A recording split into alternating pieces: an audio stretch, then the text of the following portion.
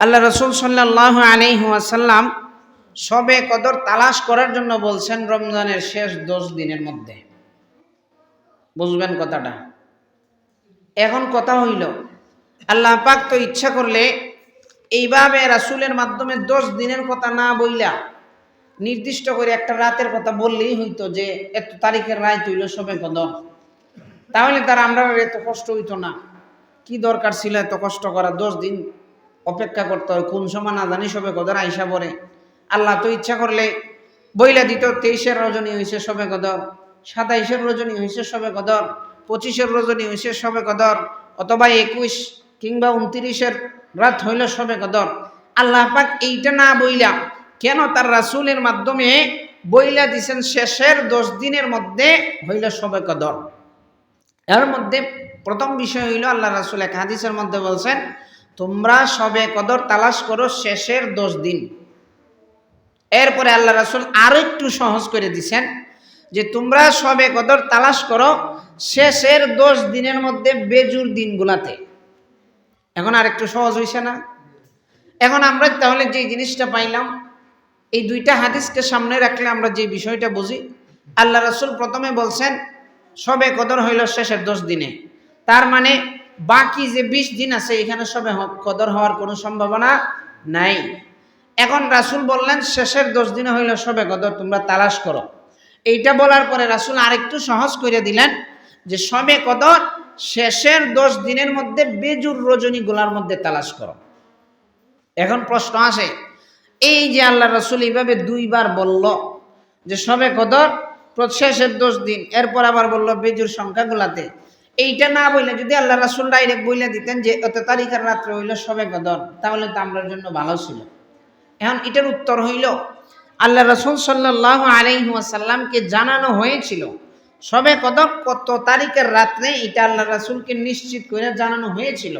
কিন্তু পরবর্তীতে আল্লাহ তাআলার নিজের ইচ্ছায় কোনো এক ঘটনার মাধ্যমে আল্লাহ রাসূলকে এই জিনিসটা আল্লাহ পাক নিজেই ভুলাইয়া দিয়েছেন। বুঝছেন? আল্লাহ জানাই দিছিল, কিন্তু পরবর্তীতে আল্লাহ পাক এই জিনিসটা ভুলাইয়া দিয়েছেন রাসূলকে। তখন রাসূল এটা ভুলে গেছে যে শবে কদর কয় তারিখের কথা বলা হয়েছিল। এখন এই যে কাজটা হইল, এটার মধ্যে আসলে কি লাভ আছে? এটার সহজ ভাষায় উত্তর হইল, আল্লাহ পাক আমাদের উপর অনুগ্রহ করছেন এইটার মাধ্যমে। বলবেন কেমনে? আমাদের মানুষের একটা খাসলত হইল, সহজ যে জিনিসটা আছে এইটা আমরা নিজের আয়ত্তে আনতে পছন্দ করি বেশি। যেমন ধরেন, আপনাকে বলা হইল যে এই পুকুরের মধ্যে মাছ যে আছে, যে আমি তোমরা দিয়ে দিলাম মহল্লাবাসীরে, যে যতটা পারো মাছ মাইরা তোমরা খাইও, আমার পক্ষ থেকে তোমাদের এই অনুদানটা দেওয়া হইল, তোমরা নিজেরা মাছ মাইরা খাইও। তখন দেখবেন দুই প্রকার মানুষ পাওয়া যাইব। এক প্রকার মানুষ আছে যারা কষ্ট কইরা নিজেরা মাছ মাইরা খাইব এবং বেচব। আর আরেক প্রকার মানুষ দেখবেন অটোমেটিক বাইরে জীবকা, যাদের একটু টেকার গরম আছে, শরীরের মধ্যে একটু পানি লাগাইব কইরা, খাদা মাটি লাগাইব কইরা, কইব দরকার নেই কষ্টের, আমি অমুখে যখন মারবো তার কাছ থেকে 1 কেজি মাছ কিনে নিব না। এটা করবো না? যেই জিনিসটা বুঝাইতে চাচ্ছি, মাছ কিন্তু আপনাকে মালিকানা দেওয়া হয়ে গেছে যে আপনারা খেয়ে ফেলেন, আমি দিয়ে দিলাম, কিন্তু তারপরেও মানুষ হিসেবে, মানুষের অভ্যাসগত স্বভাব হিসেবে, মানুষের এই অভ্যাসটা থাকার কারণে কি করে নিজে না মাইরা অন্যজন মারছে তার কাছ থেকে কষ্ট হবে মনে করে টাকা দিয়ে খরিদ কইরা বিনা কষ্টে এই জিনিসটা নিতে চায়। আল্লাহ তাআলা এটাই বুঝাইতে চাইলেন, যদি একদম বইলা দিত এত তারিখে, তাহলে দেখা যাইতো রাত দিন সারা বছর গুন্ডামি ফান্ডামি শয়তানি বদমাইশি চুরি বাটফারি যা আছে, বসেন এখানে বসেন, চুরি বাটফারি যা আছে সব কিছু কইরা এই রাত্রে দেখা যাইতো মাশাআল্লাহ বাজারের 1 নম্বর আতর যেটা আছে, একবারে নতুন জাইনা মাছটা যেটা বাজারে খালি আইছে, এখনো কেউ এটার নজর দিতে পারছে না। দামি একটা সুন্দর চকচকা একটা তাসবিহ হাতে নিয়া, সুন্দর একটা টুপি, পাঞ্জাবি পাজামা ফিন্দা মসজিদের কোনালয়ে জিকির শুরু করলো, পাশের মানুষ নামাজ পড়তেছে না কি করতেছে, এদের দেখার টাইম থাকতো না। মানে বুঝাইতে চাইতেছি, আমাদের তখন অভ্যাসটা এমন হয়ে যেত, সারা বছর আমরা গুনার মধ্যে লিপ্ত থাকতাম আর মনে মনে ভাবতাম আইতাছে একটা রাত, এই রাত্রে যদি খাম বানাই লিতাম বাড়িতেও তো হয়েছে, আর কিচ্ছু লাগতো না। এটা হচ্ছে আমাদের অভ্যাস। এই অভ্যাসটা দূর করার জন্য আল্লাহ তাআলা হাদিসের মধ্যে আল্লাহ রাসূল বলছেন যে আমল কম হলেও যদি এটা নিয়ত পরিশুদ্ধ থাকে, আমল যদি কম হয় আল্লাহর কাছে গ্রহণযোগ্য হওয়ার জন্য এটাই যথেষ্ট, যদি আমলটা পরিশুদ্ধ হয়। আর আমল যদি খালি বেশি হয়ে যায় কিন্তু পরিশুদ্ধ না হয়, এই আমলের কোনো দাম নাই। আপনি ছাকির মধ্যে সারা দিন ধরে মাছ মাইরা রাখতেছেন, কিন্তু তলার মধ্যে যে মোড়া একটা ছিদ্র আছে, শৈল মাছ যাওয়ার মতো রাস্তা আছে, এটা দেখছেন না। আপনার মনে মনে তো খুশি, আল্লাহ আজকে সবচাইতে বেশি মাছ মারলাম আমি, মনে হয় আজকে 4-5 হাজার টাকা বিক্রি করতে পারবো। পরে উড়াইয়া দেখেন মার হাবা তলাদাদি সদরঘাট, তখন হইল কি? কাজ হইল না। কেন? আপনার এই কাজের মধ্যে পরিপক্কতা আসে নাই। আমল আপনি কম করেন, আমি আরেকদিন জুমার মধ্যে এটা বিস্তারিত বলছিলাম, আল্লাহ বেশি আমল করার জন্য আপনারে আদেশ করে নাই, কম আমল যেটাই করবেন ওইটা পরিশুদ্ধ করার জন্য রাসূল বারবার হাদিসের মধ্যে বলছেন। আর বেশি আমলের যে বিষয়টা আছে এটা হইলো আপনার উপরে কর্তব্য, এটা আপনার করতেই হবে। বুঝতে পারছেন? তো আমি যেটা বোঝাতে চাচ্ছি, কেন আল্লাহ পাক রব্বুল আলামিন তার রাসূলকে এটা বলাইয়া দিলেন, এই কারণে দিলেন যে আমাদের এটার মধ্যে কল্যাণ আছে। কিভাবে কল্যাণ আছে? যেই ব্যক্তি নিজেকে মনে করে যে আমি সবে কদরের সৌভাগ্যবান ব্যক্তি হতে চাই, সে দেখবেন 21-এর রাত অর্থাৎ আজকের যে রাতটা, এটার থেকে শুরু। কিন্তু আজকের রোজা হইছে কত বলেন তো? বলেন। রোজা হইল 20, তারাবি হইল 21। আরবির ক্ষেত্রে আরবিতে রাত্রের হিসাব আসে আগে, বাংলা ইংরেজিতে দিনের হিসাব আসে আগে। এই কারণে দেখবেন দিনে রোজা হয় 20, তারাবি হয় 21। কেন? আগে তারাবিটা শুরু হয়েছে। তো আজকে থেকে আমাদের সবে কদর শুরু হয়ে যাবে ইনশাআল্লাহ।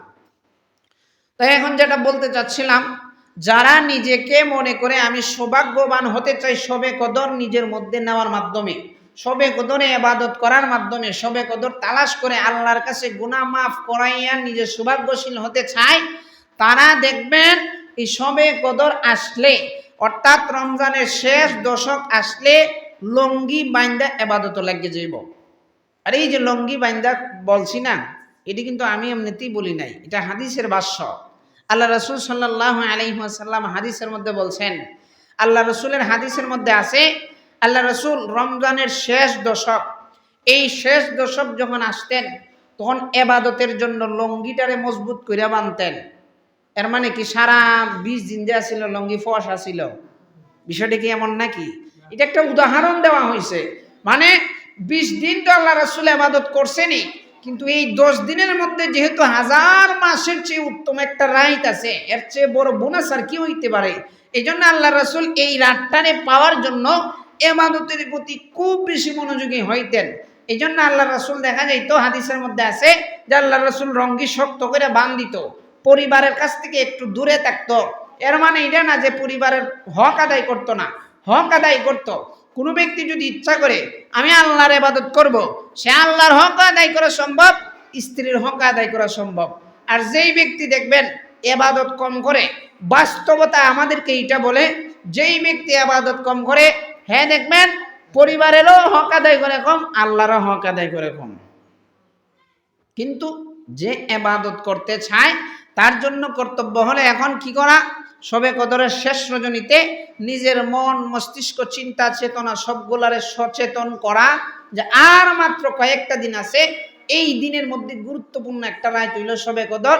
এই সবে কদরটা পাওয়ার জন্য আল্লাহ রাসূল খুব বেশি তাড়াহুড়া করতেন যে কখন জানি রাতটা আসে।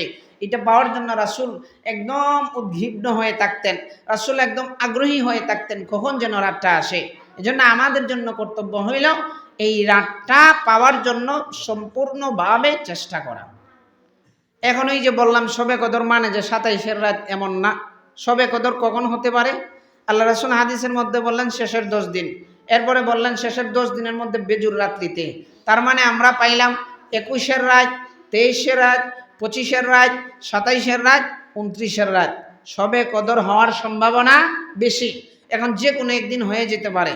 এখন আপনি শবে কদর বুঝবেন কিভাবে? শবে কদর বোঝার একটা আলামত বলি, শবে কদর যে রাত্রিতে হবে সেই রাতটা একটু পরিষ্কার থাকবে, সুন্দর, একটু ছাদের জলকানি থাকবে, অন্য দিনের মতো অন্ধকার থাকবে না। এই রাত্রিতে একদম গরম আবার বেশি টাডা ভরা ঠান্ডা এমনও হবে না, হালকা গরম হালকা ঠান্ডা থাকবে। দেখবেন এই রাত্রিতে আকাশটা যখন পরিষ্কার থাকে আপনি বুঝে নেবেন এই রাত্রি শবে কদর সম্ভাবনা বেশি। এই জন্য উচিত হইল, এখন আমি হাত পাও বাইন্দা কি বইয়া থাকতাম? শবে কদর যেদিন আইব এদিন নামাজ পড়বো আর বাকি দিনগুলা কি বইসা থাকবো? না, এটা প্রয়োজন নাই। বরং সব বান্দা হিসেবে আমাদের জন্য কর্তব্য হলো রমজানের শেষ 24টা ঘন্টা আল্লাহর কাছে রুনাজারি করা, যে শবে কদরটা যেন আমার কাছ থেকে মিস না হয়। তো এই যে জিনিসটা বললাম, আল্লাহ রাসূলকে কেন বলায় দেওয়া হয়েছিল? যে বলায় দেওয়া হয়েছে এই কারণে, যদি নির্দিষ্ট করে দিত তো সারা বছর গুনাহগানা কইরা একদিন রাত্রে একদম আল্লাহর ওলি হওয়ার জন্য কোমর বান্ধা বৈশা থাকতো, ফলে দেখা যাইত সারা বছর কোনো ইবাদত করতো না। কিন্তু আল্লাহ পাকের ইচ্ছা হইল বান্দা সারা বছর কন্টিনিউ যেন ইবাদতে নিমগ্ন থাকে। এই জন্য আল্লাহ পাক এইটারে অনির্দিষ্ট করে দিছেন, তারপরেও কিছু নির্দিষ্টতা দিছেন। এই জন্য চেষ্টা করব শবে কদরের রজনীটা যেন মিস না হয়। আল্লাহ পাক আপনি এবং আমাদেরকে এই বরকতময় রজনী শবে কদরকে পরিপূর্ণ মর্যাদার সাথে আল্লাহ পাকের সান্নিধ্য হাসিল করার তৌফিক দান করুক, বলেন আমিন।